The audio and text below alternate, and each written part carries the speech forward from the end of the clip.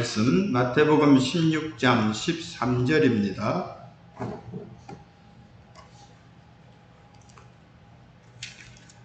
마태복음 16장 13절부터 20절까지 교독으로 봉독합니다.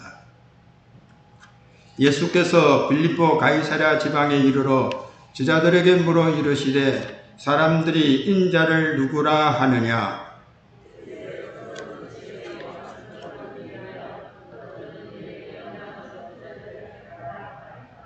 이르시되 너희는 나를 누구라 하느냐?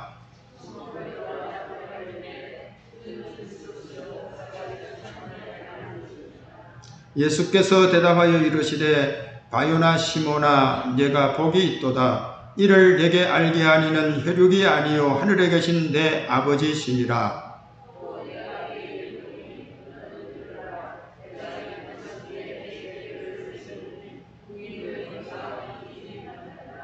내가 천국 열쇠를 내게 주리니 네가 땅에서 무엇이든지 매면 하늘에서도 매일 것이요 네가 땅에서 무엇이든지 풀면 하늘에서도 풀리리라 하시고,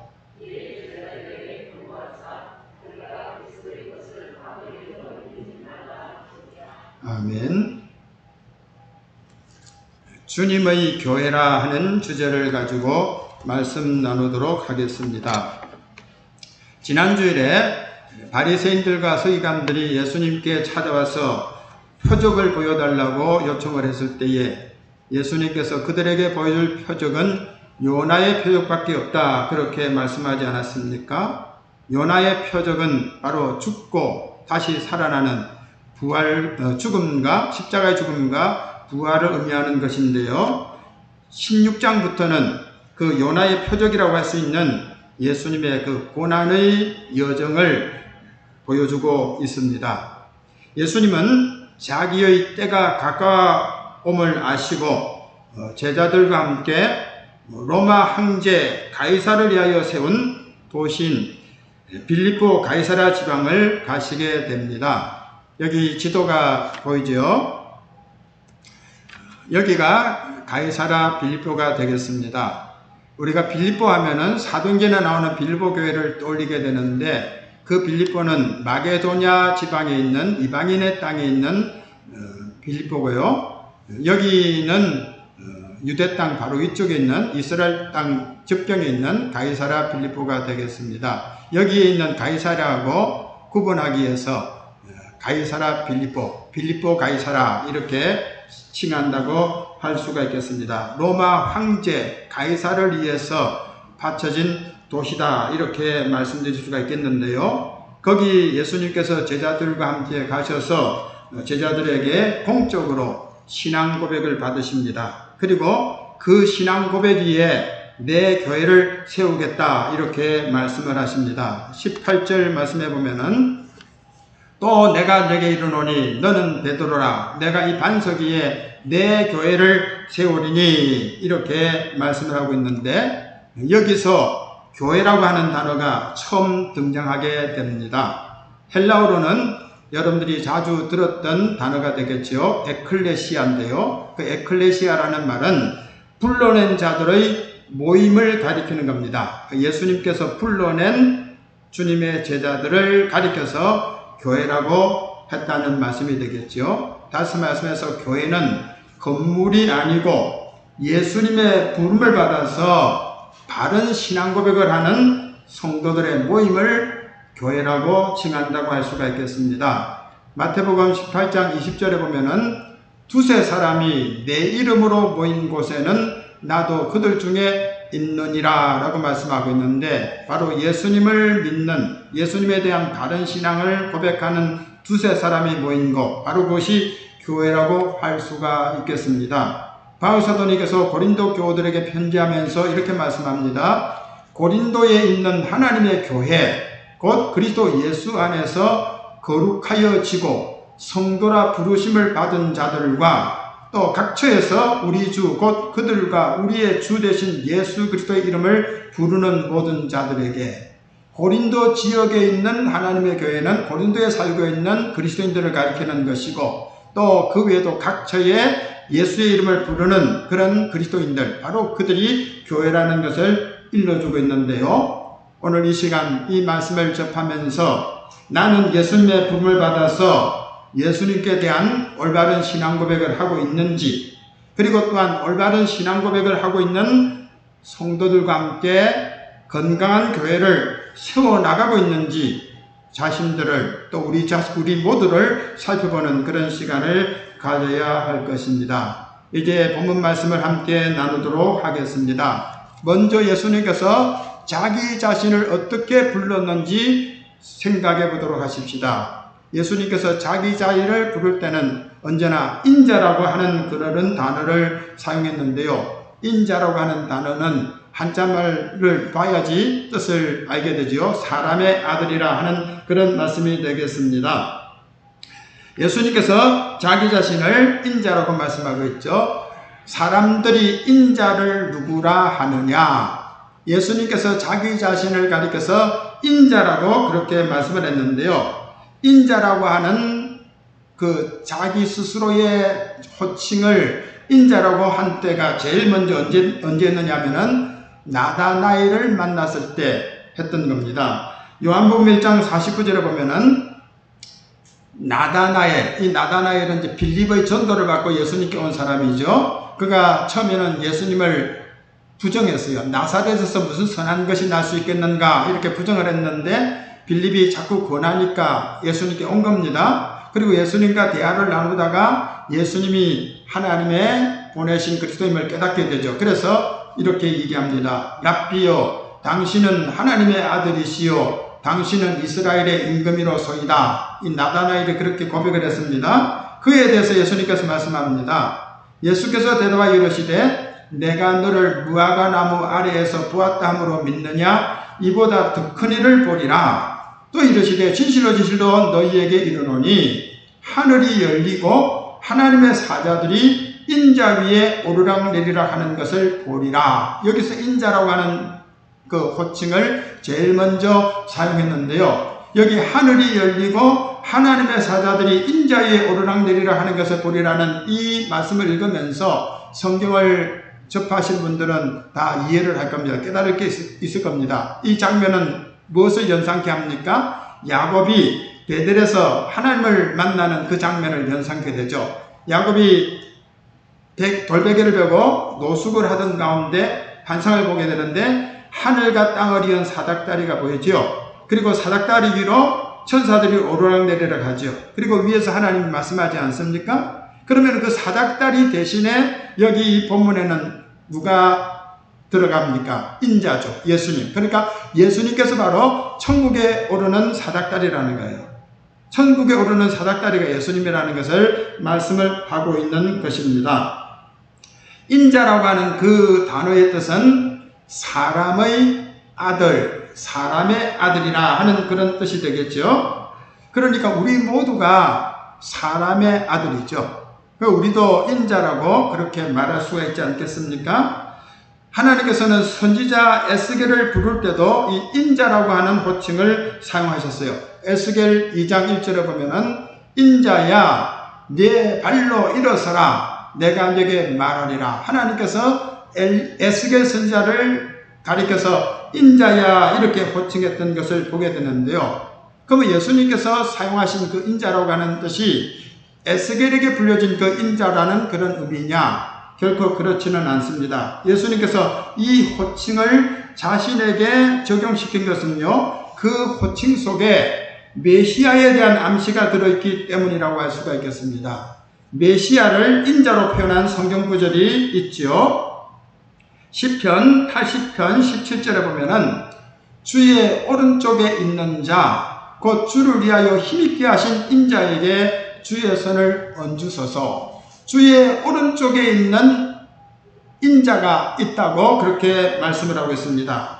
그리고 더 분명하게 예언된 말씀이 다니엘서에 나오는데요. 다니엘서 7장에 보면은 내가 또 밤 환상 중에 보니 인자 같은 이가 하늘 구름을 타고 와서 옛적부터 항상 계신 이에게 나아가 그 앞으로 인도되매 그에게 권세와 영광과 나라를 주고 모든 백성과 나라들과 다른 언어를 말하는 모든 자들이 그를 섬기게 하였으니 그의 권세는 소멸되지 아니하는 영원한 권세요 그의 나라는 멸망하지 아니할 것이니라. 그러니까 하늘 구름을 타고 오는 인자에 대한 얘기가 다니엘서에 나오고 있는데요. 바로 이 인자가 메시아 되시는 예수 그리스도를 가리키는 것입니다.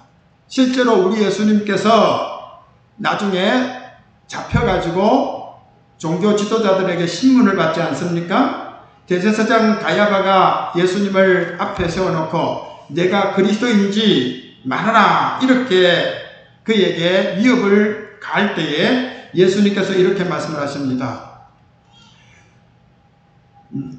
지금 대제사장 가야바가 묻죠. 내가 너로 살아계신 하나님께 맹세하게 하노니 내가 하나님의 아들 그리스도인지 우리에게 말하라 하니까 예수님께서 말씀하시죠. 내가 말하였느니라. 내가 말한 그대로 내가 그리스도라 하는 것을 말씀하고 있습니다. 그러나 내가 너에게 이르노니 이후에 인자가 권능의 우편에 앉아있는 것과 하늘구름을 타고 오는 것을 너희가 보리라. 그러니까 다니엘이 예언했던 그 인자가 예수님 자신이라는 것을 분명히 말씀을 하신 거예요. 그러니까 예수님께서 자기 자신을 가리켜서 인자라고 그렇게 칭한 것은 자신이 그리스도라는 것을 암시하는 그런 자칭어였다. 그렇게 말씀드릴 수가 있겠습니다.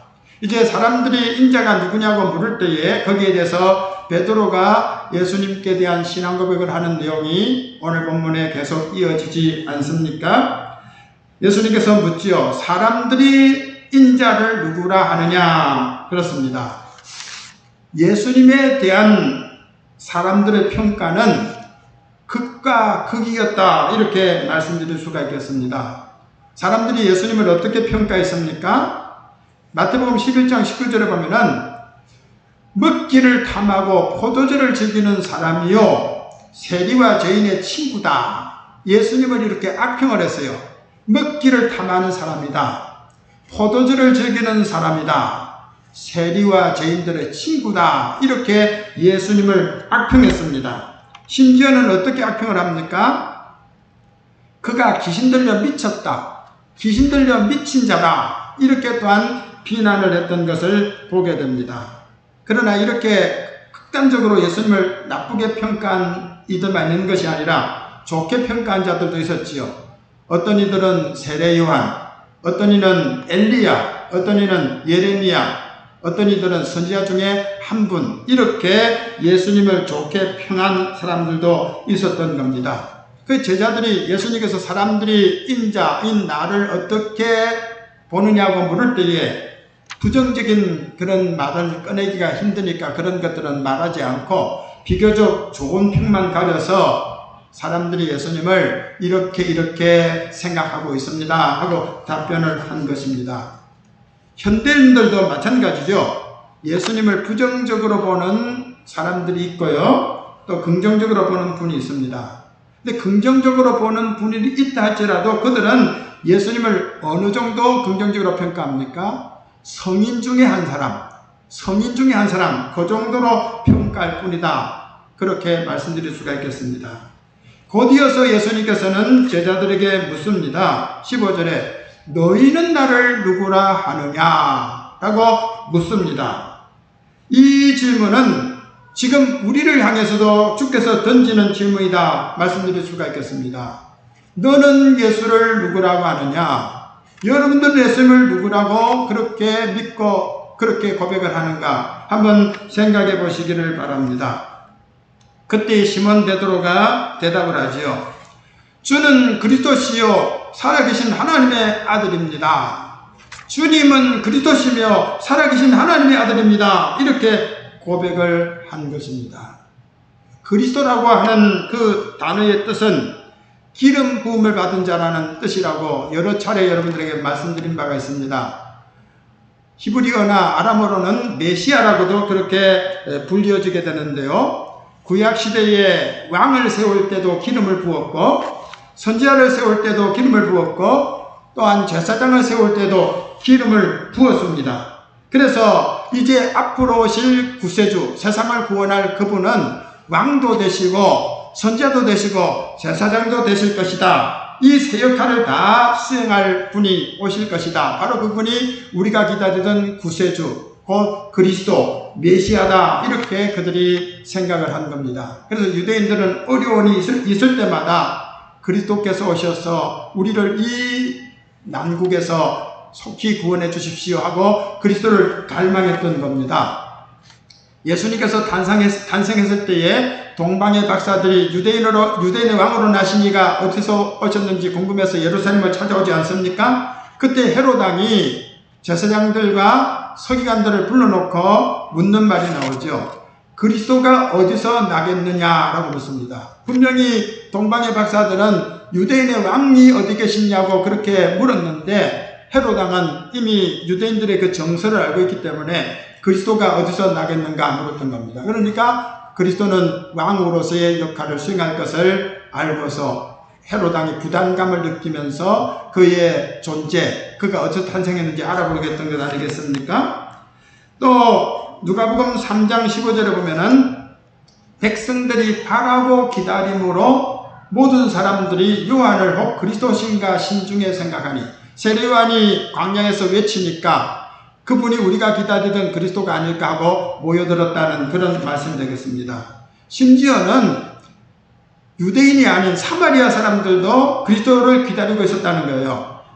요한복음 4장에 보면 사마리아 여자와 예수님과 대화를 나누는 장면이 나오는데 그 여자가 이렇게 말하죠. 메시아 곧 그리스도라 하는 이가 오실 줄을 내가 아노니 그가 오시면 모든 것을 우리에게 알려주시리이다. 올바른 예배를 드릴 수 있는 방도를 메시아가 오셔서 가르쳐 줄 것이라고 하는 이 메시아의 그리스도에 대한 기다림을 이 여자도 하고 있었다는 겁니다. 사마리아 여자도 하고 있었다는 그런 말씀이 되겠습니다. 그러니까 베드로가 예수님께서 그토록 기다리던 메시아라는 사실, 그리스도라는 사실을 깨닫고 그렇게 고백을 했는데요. 이런 믿음이 베드로에게서 처음부터 생겨난 것은 결코 아닐 줄 압니다. 요한복음 1장 40절에 보면은 요한의 말을 듣고 예수를 따르는 두 사람 중에 하나는 시몬 베드로의 형제 안드레라라고 했어요. 세례 요한이 예수님을 가리켜서 세상 죄를 지고 가는 하나님의 어린 양이다 이렇게 증거를 하니까 그 말을 듣고서 세례 요한의 제자였던 한 사람 안드레가 이제 그 말을 그의 형에게 가서 전달을 하는 거예요. 베드로에게 가서 전달을 하는 거예요. 그래서 하는 말, 그가 먼저 자기 형제 시몬을 찾아가 말하되 우리가 메시아를 만났다 하고, 메시아는 번역하면 그리스도라. 그러니까 안드레가 그의 선생 세례 요한을 통해서 예수님을 소개받고 그가 그리스도라는 사실을 확신하여서 자기 형 시몬에게 찾아가서 우리가 메시아를 만났다, 그리스도를 만났다 그렇게 증거를 했는데 시몬 베드로가 찾아왔지만은 처음에는 그것을 확신하지 못하는 거죠. 그래서 자기 일상으로 돌아가서 다시 고기 잡는 일을 하는 것 아니겠습니까? 근데 어느 날 밤새도록 수고했지만 한 마리의 고기도 잡지 못한 베드로에게 예수님이 찾아오셔서 깊은 데 가서 그물을 던져라. 그러면 고기를 얻을 것이랬어요. 그러니까 밤이 새도록 수고했지만은 고기를 잡지 못했어요. 그렇지만은 말씀에 의지하여 그물을 내리리라고 그물을 내렸는데 고기를 많이 잡게 되는 거죠. 그때 행제했다. 저분 말 들었더니 내가 부자가 됐다. 이게 아니고요. 예수님의 그 메시아성 앞에서 자기가 한없이 부족한 죄인임을 깨닫고 엎드려지게 되죠. 요한복음 1장 40절 누가복음 5장 8절에 보면은 시몬 베드로가 이를 보고 예수의 무릎 아래 엎드려 이르되 주여 나를 떠나소서 나는 죄인으로소이다. 그러니까 형제 안드레를 통해서 예수님을 만났지만은 확신이 없었는데 물고기를 잡는 그 처음 속에서 예수님의 그 능력을 깨닫게 되고 그 능력 앞에 한없이 부족한 자신을 깨닫고 엎드려져서 나는 죄인입니다 고백하게 되죠. 그리고부터 예수님께 헌신하면서 예수님이 그리스도라는 사실을 확실해서 너희는 나를 누구라 하느냐 물을 때에 주는 그리스도시요 살아계신 하나님의 아들입니다 이렇게 고백을 했던 것을 보게 됩니다. 예수님은 분명히 육신을 입고 오셨지만은 그 안에 무엇이 있습니까? 신성이 있죠. 골로새서 2장 9절에 보면은 그 안에는 신성의 모든 충만이 육체로 가신다. 신성이 충만으로 그 육체에 가시는 것, 이걸 베드로가 깨닫고 그래서 예수님을 가리켜 하나님의 아들입니다 그렇게 고백을 한 것입니다. 주님은 그리스도시며 살아계신 하나님의 아들입니다. 이렇게 고백하는 것이 결코 쉬운 일은 아닙니다. 왜입니까? 그 당시에 종교 지도자들은 예수님을 그리스도로 인정하는 사람들은 출교시키기로 이미 결의를 했기 때문입니다. 요한복음 9장 22절에 보면은 누구든지 예수를 그리스도로 시인하는 자는 출교하기로 결의했다 했어요. 그러니까 종교 국가에서 출교를 당하면은 사회생활을 못하는 거예요. 모든 것이 다 어그러지는 거예요. 그러니까 예수님이 그리스도인 줄 알지만은 그것을 고백한다는 것은 쉬운 일이 아니라는 거예요. 그럼에도 불구하고 베드로는 주님은 그리스도십니다. 이렇게 당당하게 밝힌 겁니다. 그뿐입니까? 지금 예수님께서 그들을 데리고 간 곳이 어디입니까? 빌립보 가이사랴죠. 그것은 바로 로마 황제를 하나님처럼 섬기는 바로 그런 장소입니다. 현인신입니다. 로마 황제가 현인신이에요. 그러나 베드로는 황제 동상을 세워놓고 숭배하는 그 빌립보 가이사랴에서 사람들의 눈치를 보지 않고 당당하게 가이사가 아닌 예수님이 하나님의 아들이라고 고백을 했던 것을 보게 됩니다. 이렇게 베드로가 당당하게 자신의 그 깨달음을 입으로서 고백을 하는 거 들으시고 예수님께서 이렇게 말씀합니다. 바요나 시몬아 내가 복이 있도다. 이를 내게 알게 하니는 혈육이 아니요 하늘에 계신 내 아버지시다. 그렇게 말씀을 했습니다. 여기 바요나라는 것은 요나의 아들이라는 겁니다. 바자가 아들이라는 거거든요. 그래서 바요하나이기 때문에 여기는 바요나 시몬이라 되어 있지만은 요한복음 21장에 보면은 요한의 아들 시몬아 이렇게 말하고 있어요. 요나의 아들이라고도 하고 요한의 아들이라고도 그렇게 불려졌던 것을 보게 됩니다. 본명은 시몬인데 나중에 예수님께서 그의 별명을 베드로라고 고쳐준 것입니다. 예수님께서는 이 말씀을 통해서 자기 자신이 베드로가 고백했던 그대로 그리스도라는 사실 그리고 하나님의 아들이라는 사실을 인정했다는 겁니다. 그렇지 않습니까? 만일 예수님이 그리스도가 아니라든지 예수님이 하나님의 아들이 아니면서 너 참 고백 잘했다 이러면은 이거 문제가 있는 거죠. 근데 예수님은 분명히 자기 자신이 그리스도시며 자신이 하나님의 아들이시기 때문에 그렇게 신앙을 고백하는 베드로를 향해서 참도 복 있는 사람이다 그렇게 말씀을 했습니다. 그러면서 이것은 혈육이 깨닫게 한 것이 아니고 하늘 아버지께서 깨닫게 한 것이라고 말씀을 했어요. 여러분 성령의 감화를 받지 못하면은 예수님을 결코 믿을 수가 없습니다. 신앙생활을 할 수가 없어요. 고린도전서 12장 3절에 보면은 성령으로 아니하고는 누구든지 예수를 주시라 할 수 없다 그렇게 말씀을 했습니다. 물론 학습을 통해서 지식적으로 예수님이 하나님의 아들이야 그리스도야 이렇게 말할 수가 있겠지요. 교회에서 열심히 성경 공부를 하고 또 배워서 예수님은 그리스도야 예수는 하나님의 아들이야 이렇게 말할 수 있겠지요. 또 기독교 문화에서 자라나서 모태에서부터 교회 생활을 하는 이런 사람들도 세뇌가 된 거죠. 그래서 상식적으로 예수님은 그리스도야 예수님은 하나님의 아들이야 이렇게 말할 수 있겠지요. 하지만 진정으로 마음 깊은 곳에서부터 우러나오는 신앙적인 고백 주는 그리스도시요 살아계신 하나님의 아들입니다. 이 고백은 결코 혈육으로 되어지는 것이 아니고 성령의 감동을 통해서만이 나올 수 있는 고백이라는 것을 우리들이 기억해야 될 것입니다. 그래서 이런 고백을 하는 것 이것은 사람의 방법이 아니라 하나님의 방법이라는 거예요. 예수님께서 이렇게 말씀하시죠. 천지의 주제이신 아버지요 이것을 지혜롭고 슬기 있는 자들에게는 숨기시고 어린아이들에게는 나타내심을 감사하나이다. 옳소이다. 이렇게 된 것이 아버지의 뜻입니다. 내 아버지께서 모든 것을 내게 주셨으니 아버지 외에는 아들을 아는 자가 없고 아들과 또 아들의 소원대로 계시를 받는 자 외에는 아버지를 아는 자가 없느니라. 아버지와 아들을 아는 것은 하나님의 감동, 성령의 감동이 아니면 결코 되어질 수 없다는 겁니다. 이런 고백을 할 수 있는 사람들은 진정 복 있는 자입니다. 내가 복이 있다. 이를 내게 알게 하니는 혈육이 아니요 하늘에 계신 내 아버지시다. 이렇게 말씀을 했어요.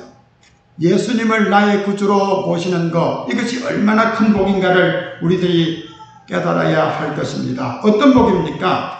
요한복음 1장 12절 13절 나오는 말씀이죠. 영접하는 자, 곧 그 이름을 믿는 자들에게는 하나님의 자녀가 되는 권세를 주셨으니 이는 혈통으로나 육정으로나 사람의 뜻으로 나지 아니하고 오직 하나님께로부터 난 자들이니라. 하나님으로부터 난 자들이 예수님을 고백하고 예수님을 믿고 예수님을 영접하는 거예요. 그래서 하나님의 자녀가 되는 거예요.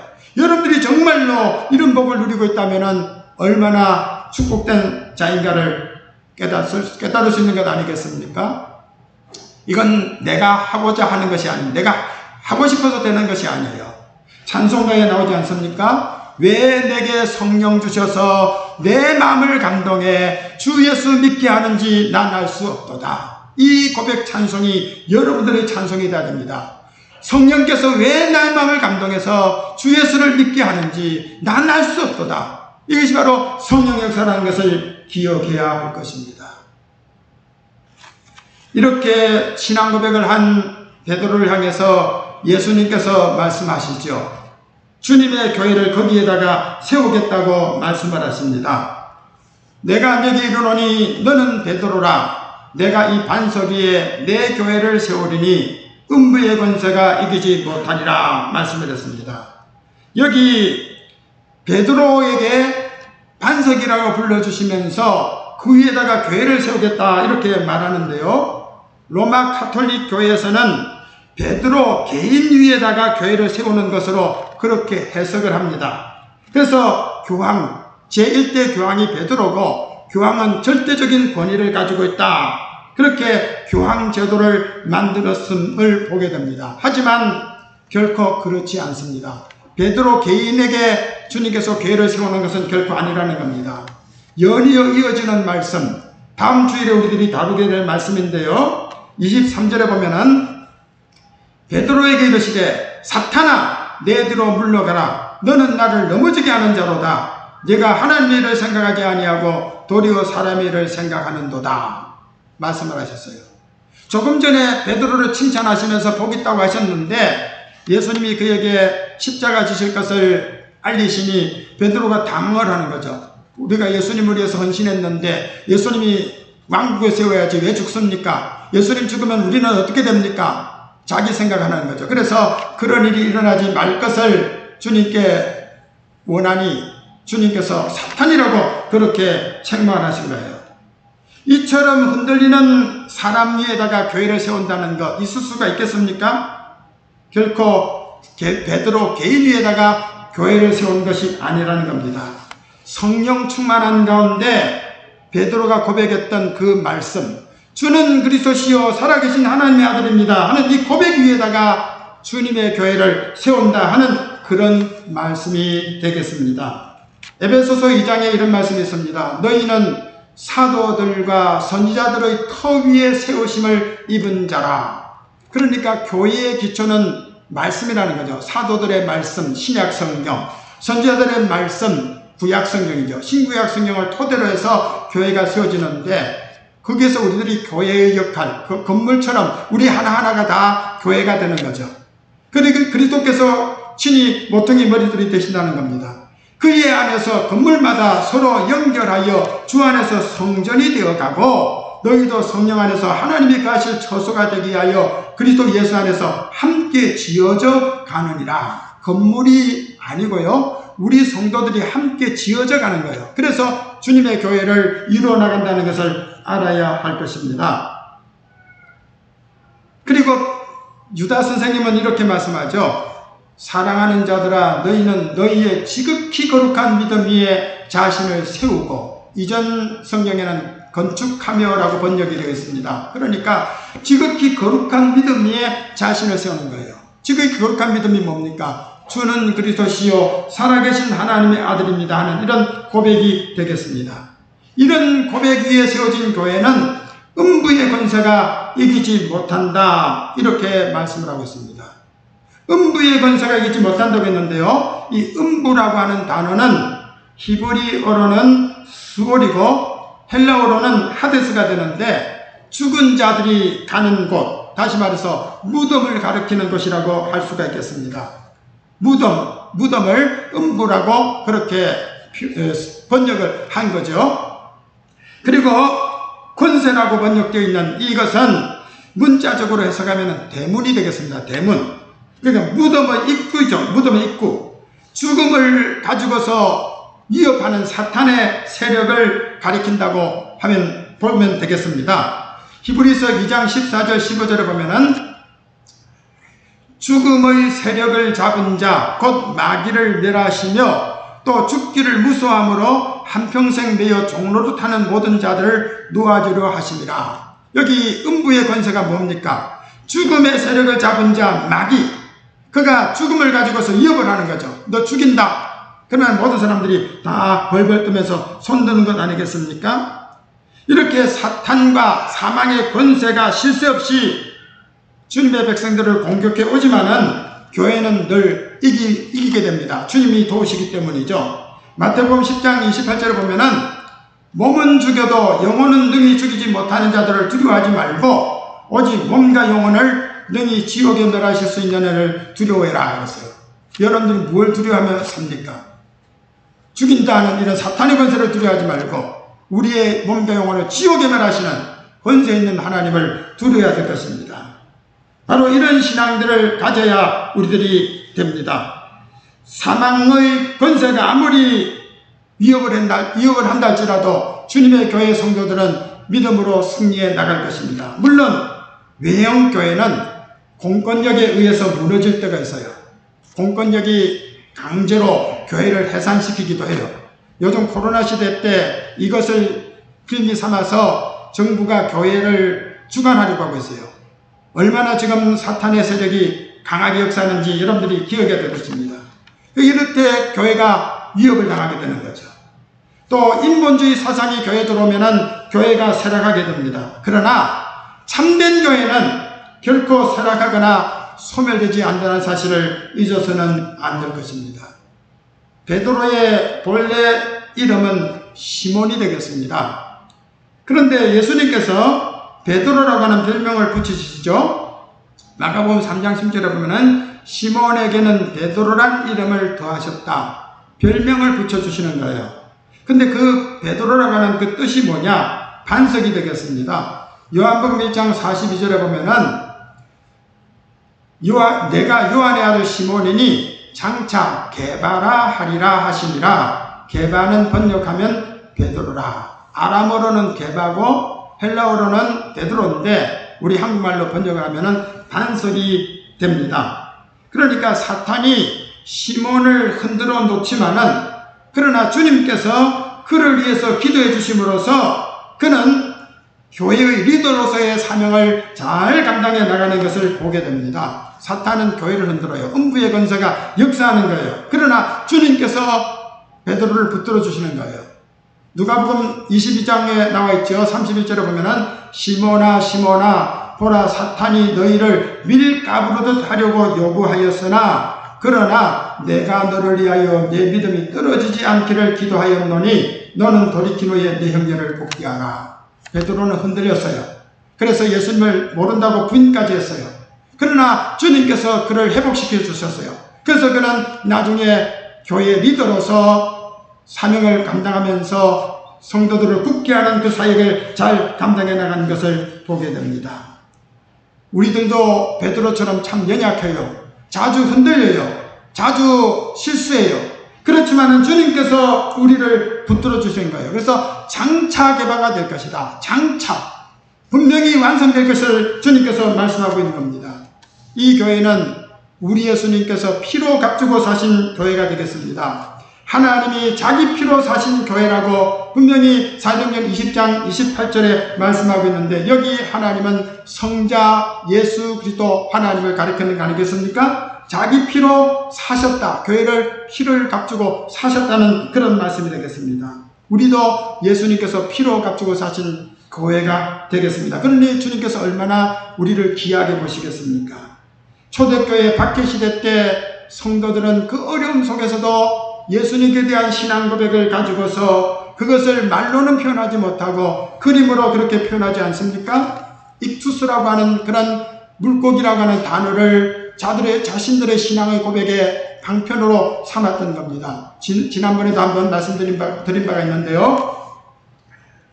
여기 예수 그리스도 하나님 아들 구원자 하는 그 헬라어의 첫머리 단어를 첫머리를 써가지고 이렇게 나타내는 겁니다. 이니셜로 그렇게 표현하면 익투스가 되는 거죠. 그래서 물고기를 통해서 자신의 신앙을 고백했던 것을 보게 됩니다. 바로 이렇게 음부의 권세가 강하게 역사해도 그들은 그들의 믿음을 지키면서 나아갔던 것을 보게 됩니다. 음부의 권세가 이기지 못하는 교회의 모습을 바울은 이렇게 표현을 합니다. 우리가 사방으로 우겨삼을 당하여도 쌓이지 아니하며 답답한 일을 당하여도 낙심하지 아니하며 박해를 받아도 버림받지 아니하며 거꾸로 뜨림을 당하여도 망하지 아니하고 우리가 항상 예수의 죽음을 몸에 짊어지면 예수의 생명이 또한 우리 몸에 나타나게 하려 함이라. 예수의 생명이 우리 몸에 나타나게 하기 위해서 예수님의 십자가 죽음 정신을 가지고서 음부의 권세와 싸워 이기는 것, 바로 그것이 성도의 모습이라고 할 수가 있겠습니다. 이런 승리의 교회에 주신 권세가 무슨 권세입니까? 천국 열쇠 권세가 되겠습니다. 19절에 내가 천국 열쇠를 내게 주리니 내가 땅에서 무엇이든지 매면 하늘에서도 매일 것이요 내가 땅에서 무엇이든지 풀면 하늘에서도 풀리다, 이렇게 말씀했는데요. 이런 권세는 베드로 개인에게 주신 권세가 아니에요.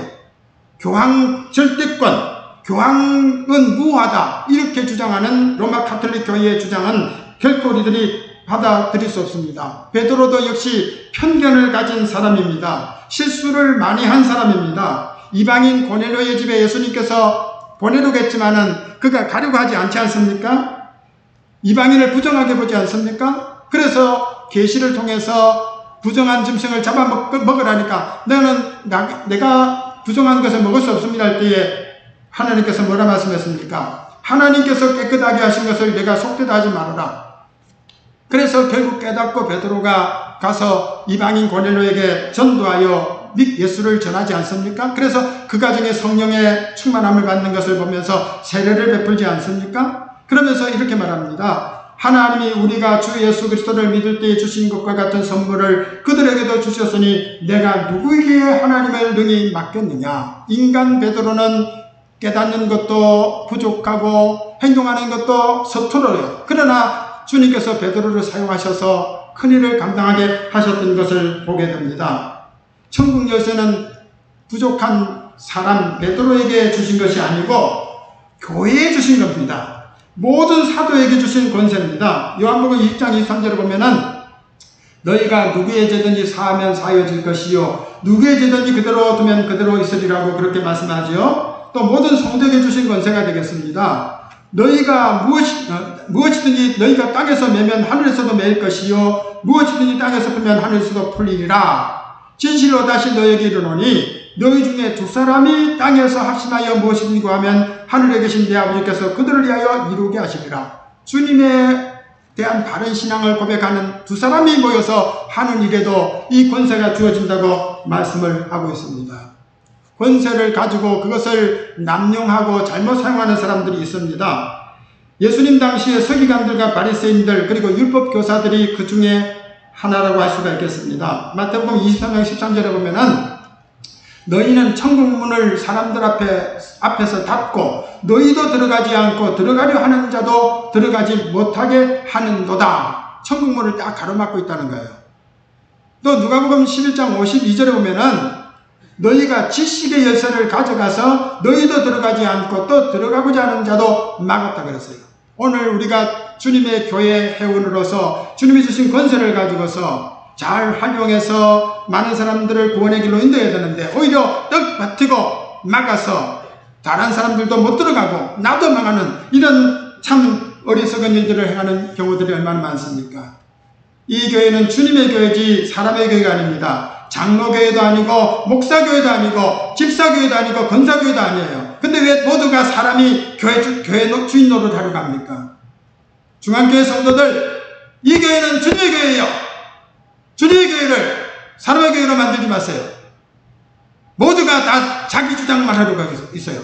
나와 반대되는 사람들은 다 없어지고, 이렇게 생각들을 품고 있는 장로, 이런 생각을 갖고 있는 목사, 이런 생각을 갖고 있는 집사, 회개해야 됩니다.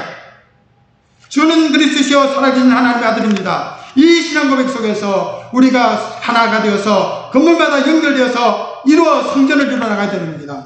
바로 그것을 주님께서 원하고 있다는 것 우리들이 기억하면서 오늘의 말씀을 우리의 마음에 담고 철저하게 회개하고 교회가 다시는 분열과 분쟁이 없이 은혜 가운데 회복되고 다시 바르게 성장하는 교회가 될 수 있도록 모두가 하나님 앞에 낮아지는 그런 성도들이 되시기를 축원합니다.